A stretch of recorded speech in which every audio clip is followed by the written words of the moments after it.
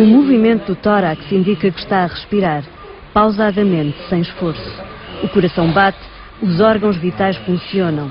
Com toda a parafernália de equipamentos que o rodeiam, este homem consegue estar agarrado à vida, embora seja apenas uma existência artificial. Na verdade, já está em morte cerebral, tecnicamente está morto. Prolongam-lhe a vida porque é um candidato a dador de órgãos, mas podia simplesmente estar num coma profundo, estabilizado, e assim ficaria durante dias ou semanas até que surgisse uma paragem respiratória. É um ciclo que não pode ser interrompido, mesmo que se saiba qual vai ser o desfecho. Só mais tarde é que nós vamos saber que, afinal, aquele doente que nós ligámos ao ventilador quando chegou, não precisava de ser ligado, porque não tem qualquer hipótese, porque esta ventilação que nós fizemos a este doente foi completamente inútil. Mas o que é que se faz então nessa situação? Está em morte cerebral, por simplesmente desliga-se. Se o tronco cerebral ainda tem, imagino que ele ainda vai respirando uma vez por minuto ou 2 vezes por minuto, faz uma respiração. Então não está morto. Não está morto, continua-se a tratar. Se percebe que pura e simplesmente não vai sair daquilo, nós começamos a tentar aliviar a terapêutica que estamos a achar, então, a partir desse momento que é fútil, que não há utilidade para ele, e fica só com coisas mínimas, fica com soro, fica com oxigênio, e pronto, e fica assim, estabilizado, depois pode ficar semanas, pode ficar meses. Num cenário crítico como este, ainda pouco se sabe. O importante é socorrer o doente, fazer exames detalhados, medicá-lo e só depois vem o prognóstico.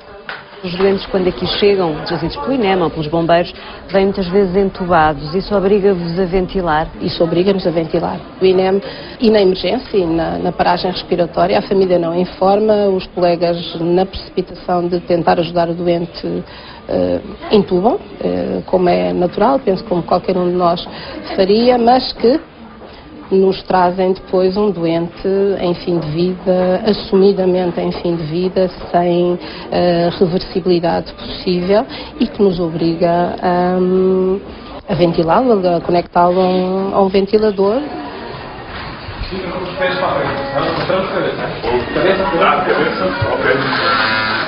Como evitar intervenções inúteis que em nada melhoram o estado do doente, apenas lhe prolongam artificialmente a vida e criam expectativas aos familiares.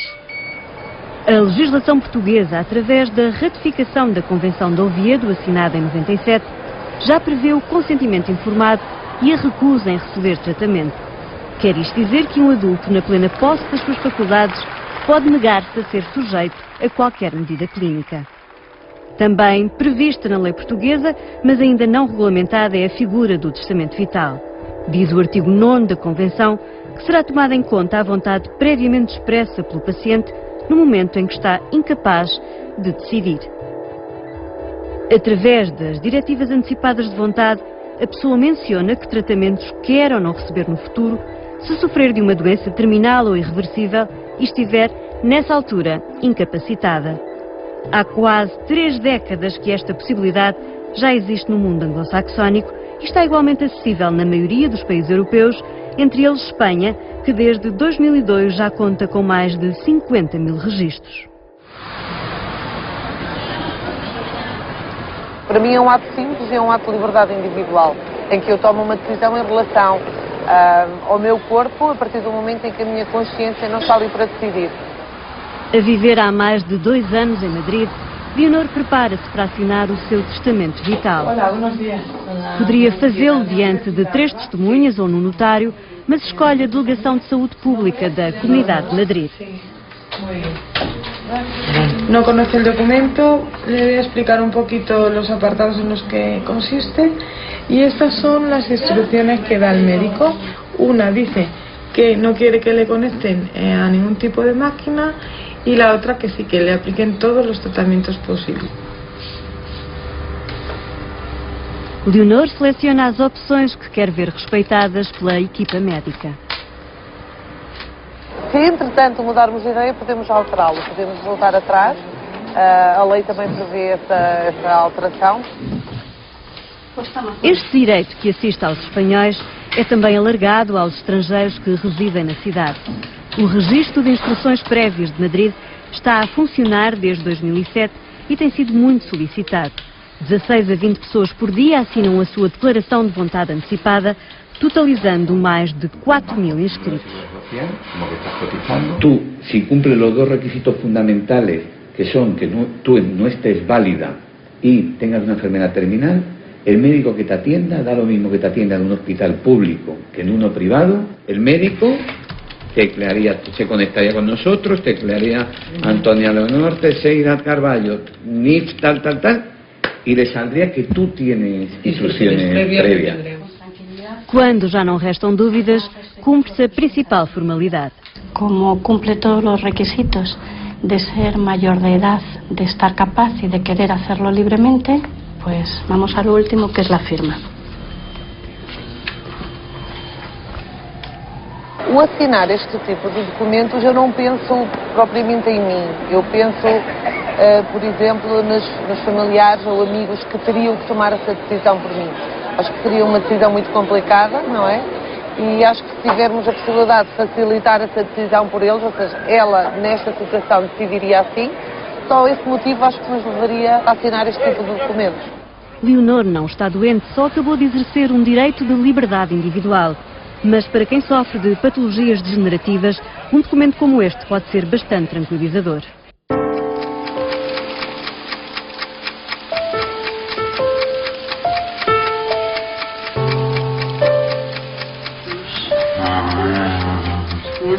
Pedro costuma dizer que aquilo que o distingue dos outros é que ele tem prazo de validade.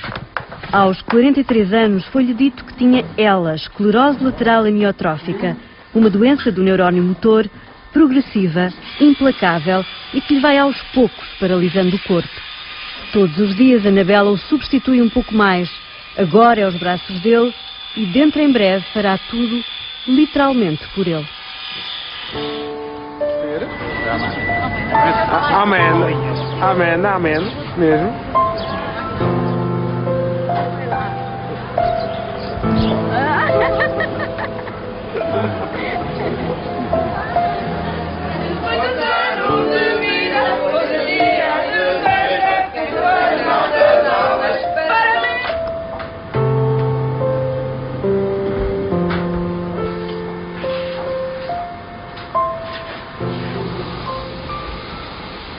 O maior desejo dos doentes de ELA é morrer sem saber durante o sono, mas vivem com o terror da asfixia minuto a minuto ou de ficarem presos por um fio, agarrados ao ventilador numa cama de hospital, à espera. Antecipa-se o fim, vive-se uma morte anunciada todos os dias, mas mesmo assim Pedro não desiste do seu último projeto.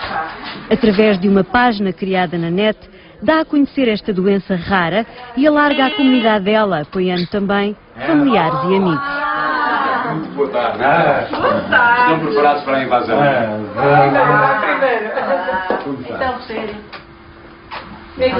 Nesta tarde, o espaço de reflexão, que normalmente está confinado ao computador, salta cá para fora e a conversa acontece, naturalmente, na casa de Pedro e Anabela.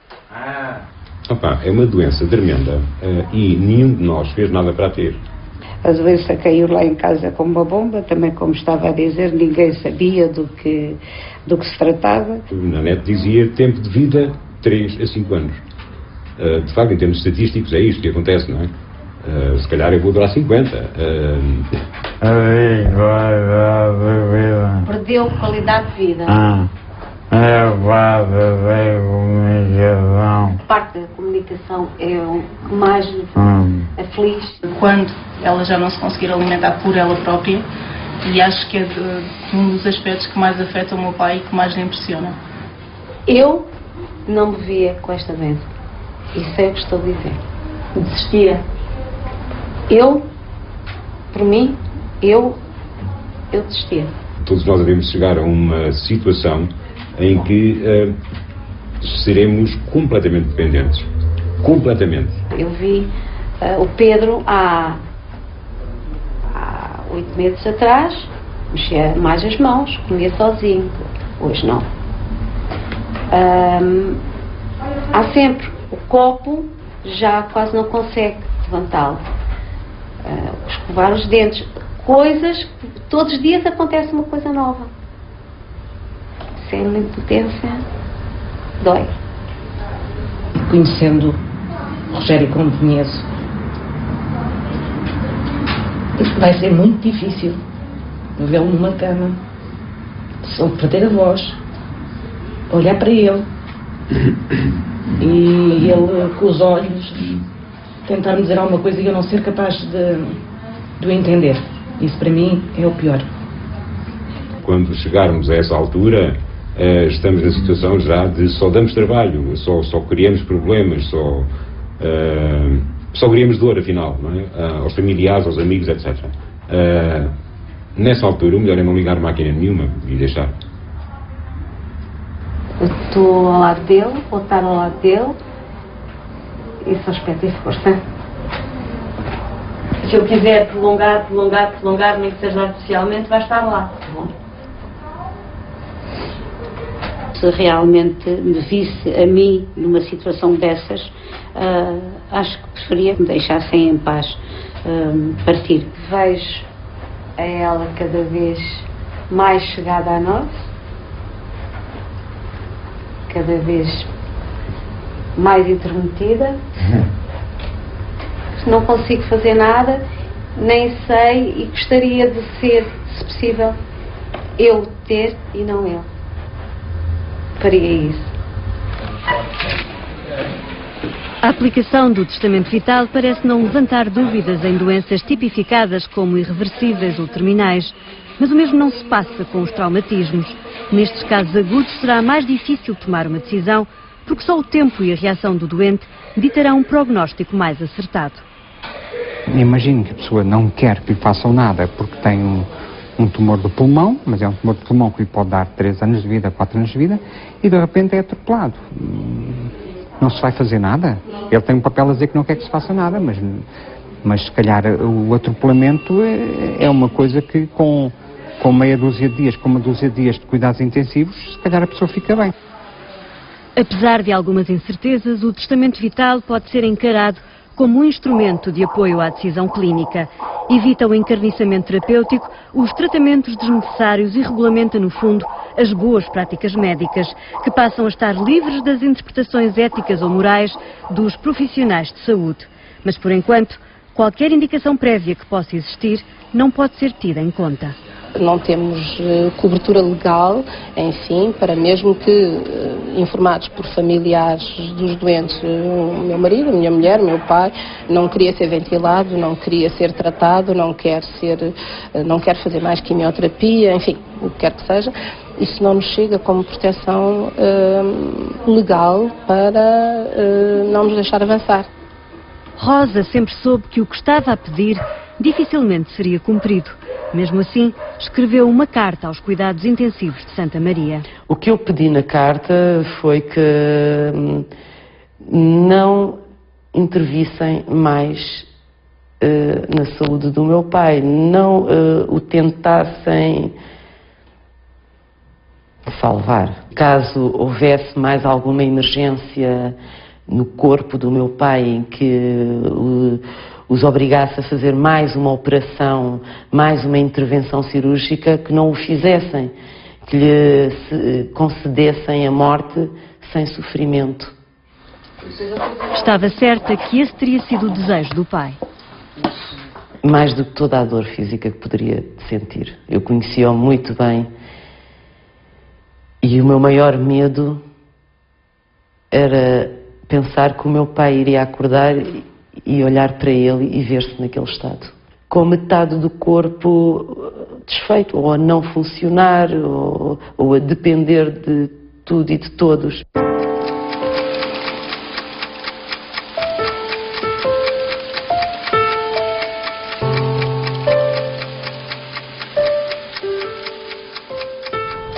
As escolhas individuais para o fim de vida podem estar para breve no enquadramento jurídico português, uma vez que o projeto de lei já foi aprovado pelo Parlamento na Generalidade.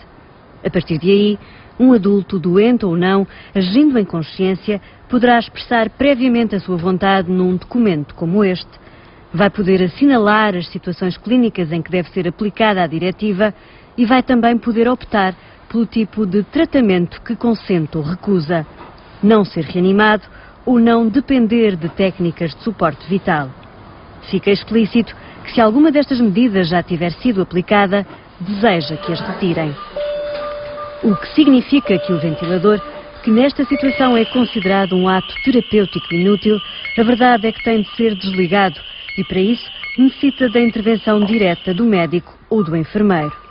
Não é uma maneira das pessoas pedirem para morrer. É uma maneira das pessoas não serem submetidas a tratamentos degradantes, desumanos, fúteis, que não têm nenhum interesse, que não seja prolongar a vida sem nenhum tipo de qualidade por mais uns minutos ou umas horas. Se o que está em causa é uma livre manifestação de vontade, de recusa de um tratamento, não pode ser considerado eutanásia. Quando um médico ou enfermeiro não dão uma transfusão de sangue a um doente testemunha de Jeová, mesmo que com essa abstenção de tratamento o doente possa morrer, ninguém chama isto de eutanásia.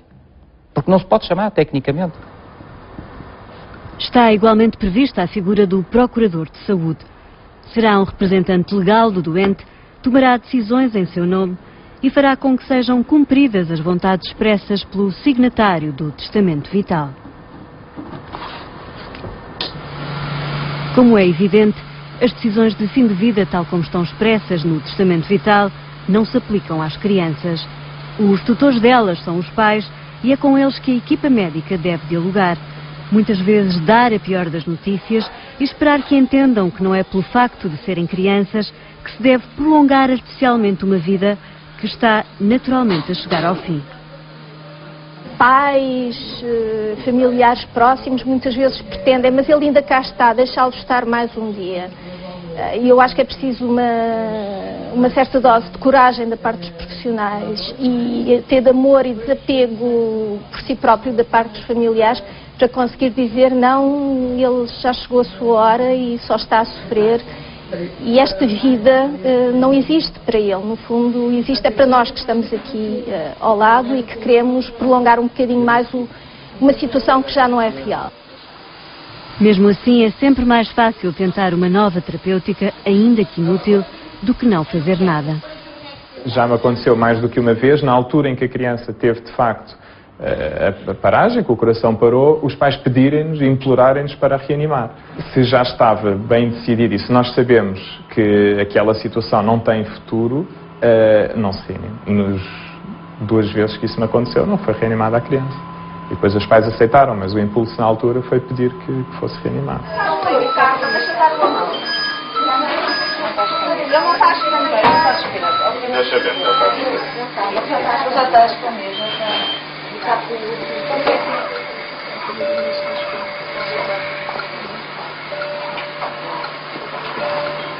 Martim tem 4 meses e nunca saiu do hospital. Sofre de síndrome nefrótico congénito. Está na véspera de ser operado. Vão-lhe retirar um dos rins minúsculos. Depois, esperam todos que sobreviva até que possa fazer um transplante. Tem medo do que vai acontecer amanhã? Sem dúvida. Principalmente o que vai acontecer depois de amanhã. Não só amanhã, mas depois. Mesmo assim, ele tem sido muito forte. Por isso, mais vale tentar alguma coisa, não é? O Martim já foi reanimado quantas vezes? 7. Já foi reanimado 7 vezes. A penúltima. Eles pensaram mesmo que não tinha mesmo hipótese. Não foi?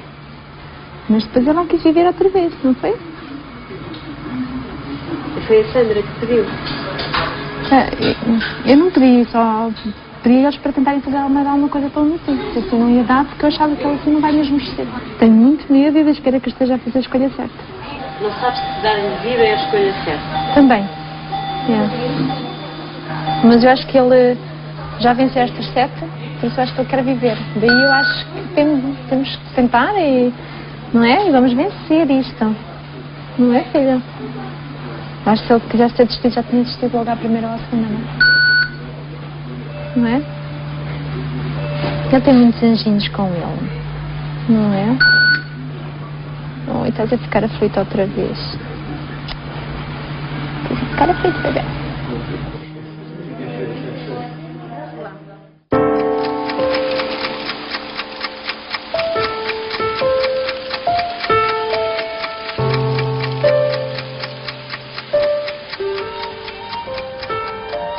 É sempre difícil aqui vir. Inês faz o caminho até ao hospital atormentada, mas quando chega ao quarto da mãe sente uma imensa paz que a tranquiliza. O facto dela não estar a sofrer ajuda-nos imenso, porque se ela estivesse com dor, provavelmente eu reagiria de outra forma. Uma meningite deixou a mãe de Inês em coma. Meses depois, esse sono profundo evoluiu para o outro mais vigil, mas nem por isso muito animador. Está em estado vegetativo. Não se sabe se tem percepção da sua existência ou daquilo que a rodeia, ou até se ouve as palavras da filha. Ne t'inquiète pas, tout va bien aller. Tá, mãe? Vai correr tudo bem. Je sais que tu es là. Que tu es une femme forte. Que je t'aime, que tu m'aimes. Puis voilà, on est là. Puis on a confiance dans le bon Dieu. Ma douce.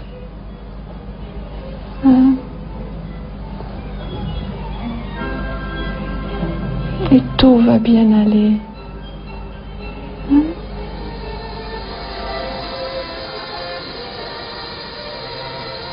Toda a vida ela, uma coisa que ela sempre nos disse, vocês nunca me prometam que nunca me vão ligar a uma máquina, que nunca me vão fazer nada para me prolongar a vida. Inês não sabe se algum dia a mãe acordará deste estado de inconsciência, se algum dia fará finalmente o luto por ela. Limita-se, por isso, a proporcionar-lhe conforto e bem-estar. Tenho fé, sei que a vida continua no outro lado, mas sinto-me incapaz de fazer qualquer coisa para deixar de tratar a mãe. Agora, se me pergunta se ela tem um ataque cardíaco, se a vamos reanimar, se vamos qualquer coisa, pronto, eu deixo primeiro ao critério médico, mas não sei até que ponto é que faria sentido. Lesões muito graves no córtex cerebral provocam os estados vegetativos. Deixa de haver cognição, mas mantêm-se os reflexos neurológicos. Como o tronco cerebral está intacto, o doente conserva as suas funções vitais automatizadas, o sono e a vigília, o aparelho circulatório e até a respiração. Consegue abrir os olhos, mas não comunica, nem reage voluntariamente a estímulos. Então, Dona Margarida, vamos lá que é o batidozinho da Para manhã. o corpo sobreviver tem de ser alimentado e hidratado. Como não consegue ingerir, necessita ou de uma sonda nasogástrica ou de uma PEG que permite uma ligação direta ao estômago. A rotina diária inclui, para além da higiene e de outros cuidados básicos, a estimulação dos músculos e articulações através de massagens e exercícios de fisioterapia. Vou acompanhar então. Um colchão anti-escaras e a mudança de posição na cama garantem a oxigenação da pele. Vamos abrir esta mão. Houve uma evolução muito grande nos cuidados de enfermagem, nos cuidados médicos básicos e, portanto, as pessoas que há alguns anos morriam pouco tempo depois de entrarem em coma, por exemplo, ou estarem em estado vegetativo, com infecções respiratórias, com problemas cutâneos, de integridade cutânea, hoje em dia, graças à utilização de alguns fármacos e principalmente do nível de cuidados, de facto podem viver meses e às vezes anos em boas condições físicas. Quando surgem infecções respiratórias, tratam-se com antibióticos. Se acontecer uma paragem cardíaca, pode tentar-se uma reanimação. As infinitas possibilidades terapêuticas permitem, em certos casos, a longevidade, mas não levam à recuperação do doente. Como seriam então aplicadas as orientações clínicas de um testamento vital, sem serem confundidas com a interrupção direta da vida, ao suspender-se a alimentação e a hidratação artificiais? Acho que nesta fase não devemos estar a incluir aqui também qualquer coisa que se possa confundir com a eutanásia, como por exemplo a questão da alimentação. Ou seja, nós hoje em dia, de facto, conseguimos de uma maneira muito mais segura, muito menos incómoda, alimentar as pessoas numas fases muito mais avançadas e é importante para a população que se perceba que quando estamos a falar do testamento vital, estamos a falar da opção de não fazer determinados atos médicos, determinadas intervenções médicas. Não estamos a falar de deixar de dar de comer às pessoas ou de deixar de tratar a higiene das pessoas, enfim, as necessidades básicas de vida que é importante serem preservadas. Seguramente, e numa primeira fase, o testamento vital não deverá ser aplicado nos casos vegetativos. O testamento vital pode ter uma forma hoje e pode ter outra forma daqui a 5 anos e outra forma daqui a 10 anos, porque as sociedades mudam. E a sociedade portuguesa hoje pode ter uma posição mais conservadora, por exemplo, sobre a hidratação e a alimentação artificiais, e amanhã chegar à conclusão que não há nenhuma distinção eticamente relevante e, portanto, juridicamente relevante entre a alimentação e a hidratação e está ligado a um ventilador.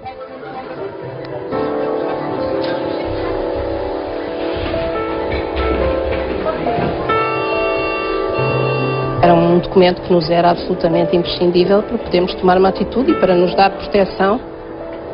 Até que ponto se consegue estender a vida de uma pessoa que tem uma doença terminal? Se uma pessoa é completamente dependente e ainda por cima não pode comunicar, o que é? Não fazia sentido continuarmos a investir numa vida que para a própria pessoa já não tinha sentido. Só se desliga um ventilador quando não é preciso. O eu da mãe há de continuar para sempre e é com esse eu que eu me relaciono. É essa a nossa fatalidade, morrer porque já vivemos. O fim é igual para todos.